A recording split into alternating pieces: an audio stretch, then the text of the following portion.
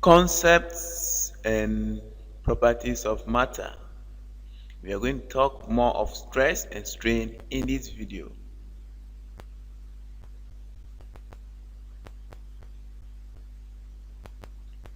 So let's define the following concepts. We have elastic limit, which is the maximum force applied on an elastic material beyond which a permanent deformation occurs. Then also we have tensile stress, which is the ratio of tensional force to the cross-sectional area. And tensile strain is the ratio of extension to the original.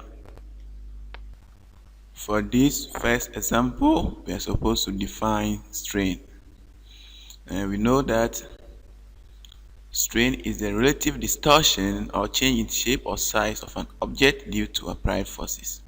It is simply the ratio of extension to the original length. So, for instance, if you want to calculate the strain of a rubber band that is stretched to twice its original length, then we know the original length to be L0. Then the extension, because they say it is twice its original length, the extension becomes 2L0 minus L0, and this will be equal to L0. And the strain will be equal to the extension, which is L0 over L0. So the extension is L0 over original, which is L0, and this will give us 1. A wire of length 6.5 meters and diameter 3.0 millimeters extends by 0.20 millimeter when a force of 60 Newton acts on it. I want to calculate the stress on the wire. So we know that stress is equal to the force over the cross-sectional area. Now, because we are talking about diameter, so the cross-sectional area is a circle. Now, we need to convert the length of 3.0 millimeters to meters, because that is the SI unit of length. So 3.0 millimeters is equal to 0.00 meters. So let us now calculate the stress. So the stress is equal to the force over the area, which is pi r squared, by the r, which is the radius, is the diameter, divided by 2 all squared. So we know the force is given as 60 newtons divided by pi, which is given as 3.14, times the diameter, which is 0.003 over 2 all squared. So this will simplify to give us 8.49 times 10 exponent 6 Newton meters squared. So that is the stress on the wire. A metallic bar 50 centimeter long has a uniform cross-sectional area of 40 centimeters squared. Now, if a tensile force of 35 kilonewton produces an extension of 0.25 millimeters, calculate the value of Young's modulus. Young's modulus is the ratio of the tensile stress over the tensile strain, and it is measured in newtons per meter squared. It is measured in newtons per meter squared. So the Young's modulus is equal to the force, can be expressed as the force times the length all over the area times the extension. So we need to convert the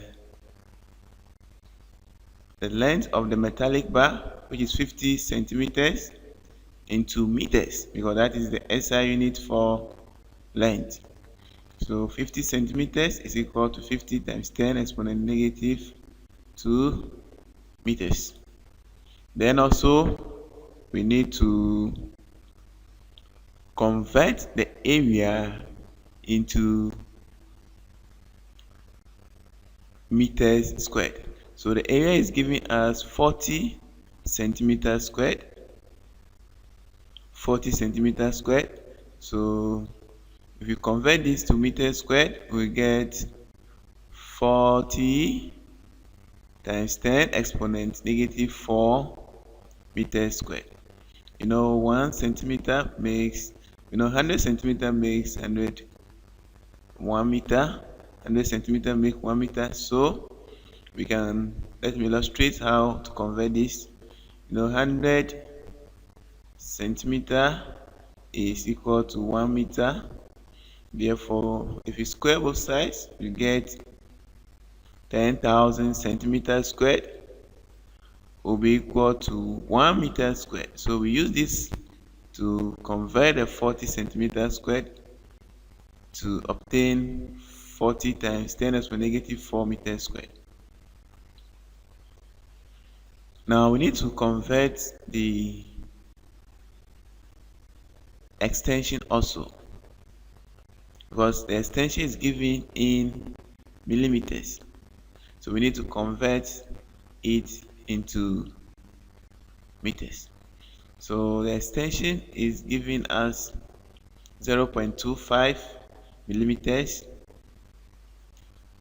So if we convert this to meters, we obtain 0.25 times 10 exponent negative 3 meters. So we substitute these values into the formula to obtain 35, which is the tensile force. 35 times 10 exponent 3 times 50 times 10 exponent negative 2 all over 40 times 10 exponent negative 4, then times the extension, which is 0.25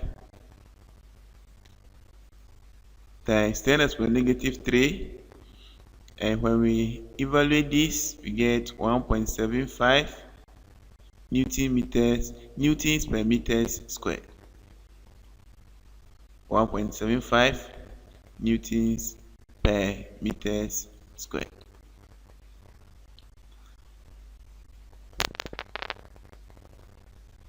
A spiral spring extends by 6 centimeters when a load of mass 200 grams is hung on it. The mass is set into small vertical oscillations. Assuming that Hooke's law is obeyed, calculate the force constant of the spring. So, the Hooke's law, in simple terms, it says that the strain in a solid is proportional to the applied force or applied stress within the elastic limit of that solid. So the force constant of the spring is equal to the force over the extension. And we know that force is mass times gravity due to acceleration. So we express this over the extension. Now we need to convert the grams to kilograms. So we're given the mass of the spring to be equal to 200 grams, and in terms of kilograms is 0.2 kg, and the gravity due to acceleration is 10 grams. Now we also convert the extension, which is 6 centimeters to meters. So 6 centimeters in meters is 0.06 meters. So now the force constant is equal to 0.2, which is the mass times the gravity due to acceleration, which is 10 all over the extension, which is 0.06. So this is supposed to be 0.06. So we simplify this to obtain the force constant to be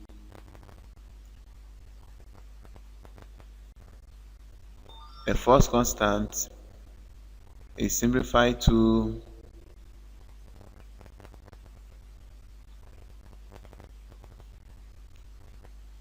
33.3 Newton per meters.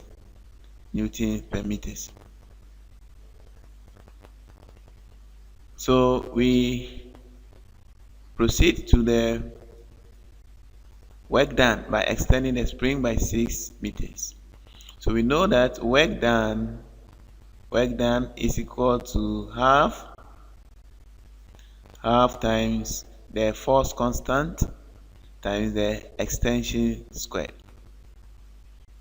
So we just substitute these values. We know the force constant is equal to 33.3. Then we also have the extension to be 0.06.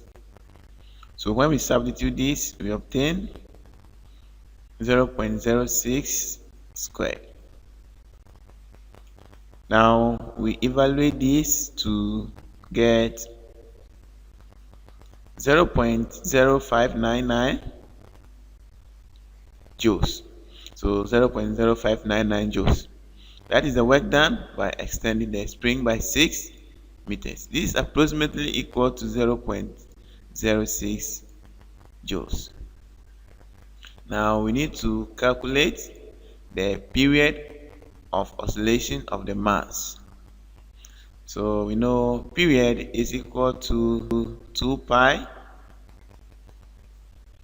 times the square root of the extension over gravity due to acceleration. So we just have to substitute the values. So the period of oscillation is equal to 2 pi into the square root of 0.06 over 10. And this simplifies to 0.47 per second. 0.487 per second. Now we need to calculate the frequency of oscillation of the mass, and we know frequency is inversely proportional to the period. So this is equal to 1 over 0.487, and this gives us 2.05 hertz.